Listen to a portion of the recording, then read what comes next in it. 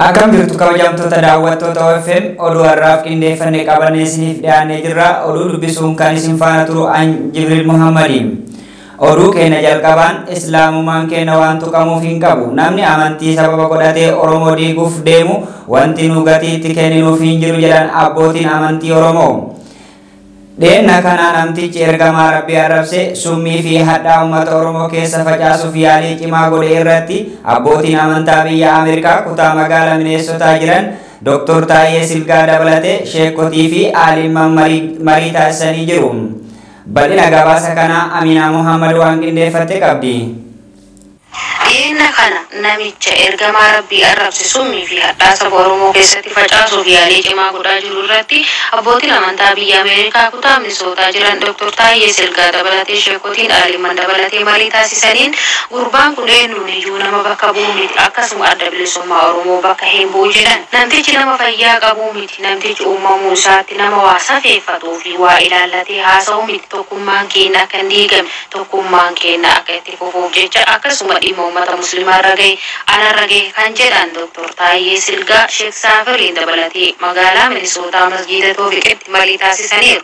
Sheek Saafiris dubbii taasisaniin silaa dubbii guddoo akkanaa kana sheekottan manguddoottan bakka tokko ta'anii kan walii haasa'anii fi irratti haasa'an ture. Haa ta'u malee Dr. Taayyeen dafxaa osoo nuti ofirraa hin beekin nutti dhufan nama kabajuuf namatti dhufe. Nama Oromummaa kabaju nutis ni kabajna jedhama. Itti dabaluunis waan garaa keessa nama jiru aarii ofiitis ammuma kana obbaafatu hundi ulfaata kan jedhan Sheek Saafir wanta ta'e kanatti nu hundi Oromummaa kana hin himanne itti dhalanne jedhaniiru. Wanti akkanaa kun isin hin gaddisiisin, sababaan isaa immoo namni lafarra deemu kun hundi beekumsi isaa tokko miti jedhan. Amantiin Islaamaa fi nabiyyiin Islaamaa waan akkanaatiin maqaan isaanii kan kaafamu miti jedhan. Kanaaf jecha Oromummaan keenya waan tuqamuu qabu. Akkasuma islaamummaan keenyas waan tuqamuu qabu. Nama arrabaa fi sammuun isaa gargar jiruun dubbatamuun wanti nuti gatii itti kenninu hin qabnedha jedhan. Haasofni akkanaa kun waan sururii jibbisiisaa osoo ta'uu bakka itti kennuu hin qabnu, rifachuus hin qabnu, amantiin keenyas haaraa miti jedhaniiru. Oromummaas yoo ta'e namni nuuf hin kennu Oromummaa itti dhalanne jedhan. Kana malees hayyoonni dhimma kana irratti fuula marsaalee hawaasaa irratti yaada garaagaraa barreessaniiru. Yaada barreessan kanaanis namni dhugaaf falmu hundi mirga amantii namaa hundaaf kabajuun dirqama. Gocha akkasii namni martuu kallattiidhaan balaaleffachuun barbaachisaadha. Amantiin kamuu kabaja qaba jedhan. Gama birootiin ilaalchi namichi yakkamaan kun calaqqisiisu ilaalcha amantii Islaamaa keessatti ergamaan Rabbii bakka olaanaa qaba. Oromoon martuu kana hubachuun barbaachisaadha. Kanaaf ilaalcha nama yakkamaa san balaaleffachuun dirqama Oromummaati. Ilaalcha mulquu akka ta'e hubatuun dirqama jedhaniiru. Tokkummaan Oromoo shiniggaa irraa eegalee hanga ammaatti adeemsa hedduu keessa cimee as ga'e.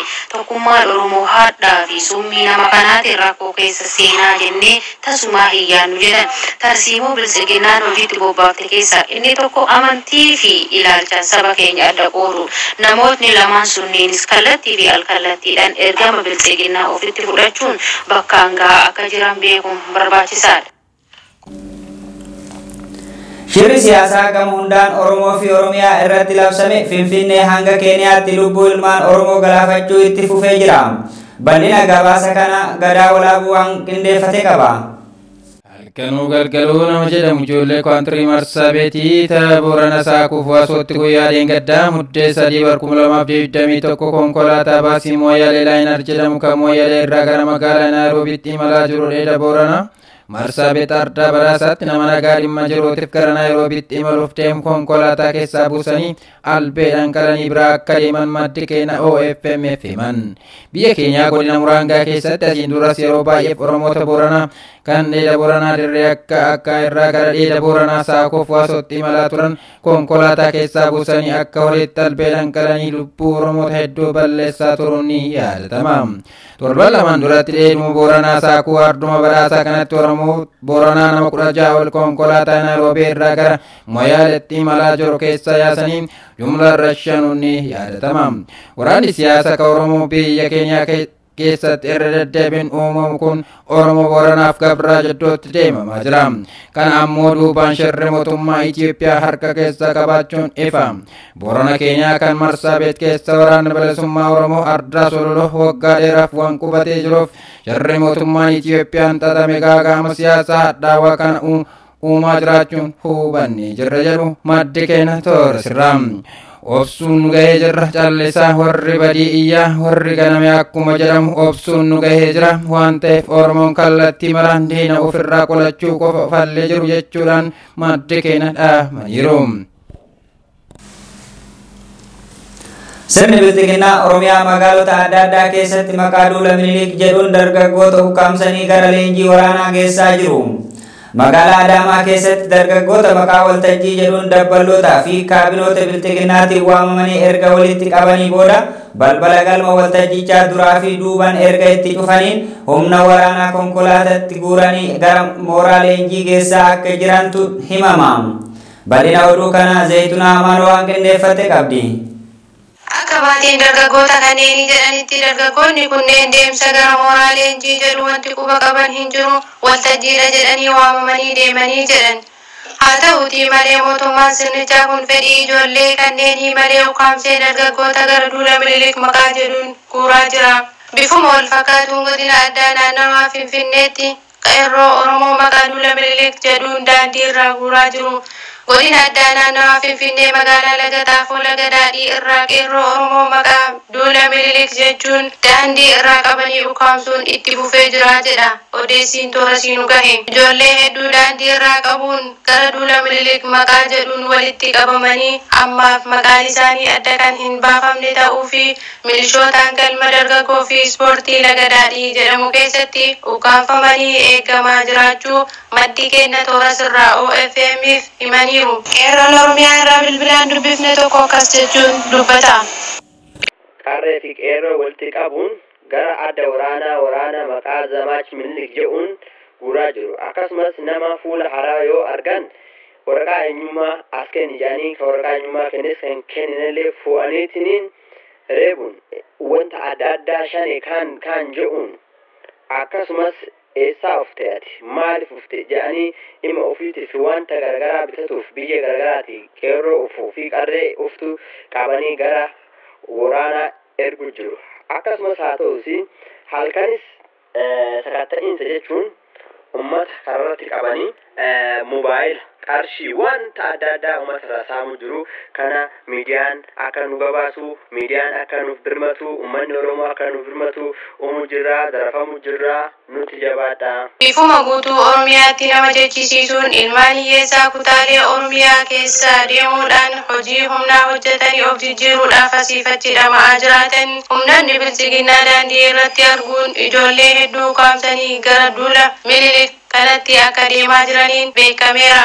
Kana malees bakka hedduutti milishaan gandaa akkasumas basaastonni ganda keessa deemuun warra ollaa gaafatuun ijoollee maqaa galmeessuun yeroo biraa itti deebi'uun humna dabalatanii qaama seeraatu si barbaada atee baluudhaafiti jechuudhaan doorsisanii fuudhanii akka mooraa leenjii deemaa jiraniinis odeeffannee jirra. Oduu keenya biyya alaatiin hongeen kaaba Keeniyaatti mudateen beeladoonni miiliyoonaan lakkaa'aman dhuman. Kaaba Keeniyaatti beeladoonni miiliyoonaan lakkaa'aman hongee hamaa waggaa 10 keessatti mul'ateen dhumaniiru. Eegdonni bosonaa immoo bineensonni baay'eenis du'aa akka jiran gabaasan. Bal'ina gabaasa kanaa akka itti aanutti isiniif dhiyeessina.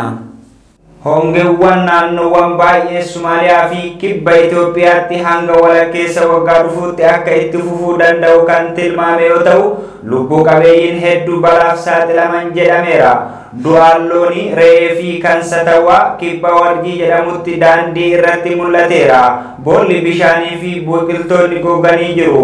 Naannichi iddoowwan baay'inaan hongeen miidhaman keessaa tokko. Akka qondaaltonni naannoo jedhanitti loon harka 70 fi re'een harki 60 beela dheebuu fi dhukkubbii qaama isaanii hir'isuun akka du'an dubbatu. Beeladoonni kunneen du'uun jiruu fi jireenya tikfattoota ji'a tokko keessatti rakkoo irra buuseera jedhu. Somaaliyaan sababa kanaan labsii yeroo muddamaa labsiteetti. Ogeeyyonni lolaa fi hongeen hamaan kan dhufe jijjiiramni haala qilleensaa naannichatti dabalaa dhufuu isaatiin jedhu. waqtii sadiif roobni xiqqoon qofti jiraachuun namoota miiliyoona 26 nyaata argachuuf akka rakkatan taasiseera. Waqtiin roobaa baay'een baatii bitootessaa fi caamsaa keessa haalli wal fakkaatan uumamuu danda'a jedhameera. Egaa kabajamtoota daawwattoota OFM oduun har'aaf qindeeffanne kanneen hanga ammaa turanii oduu dubbisuun kan isin faana ture an Jibril Muhammadi, ogeessi kaameraa fi teeknikaa Muhammad na wajjin ture. Qophiilee OFM kanneen hafan waliin turtii gaarii.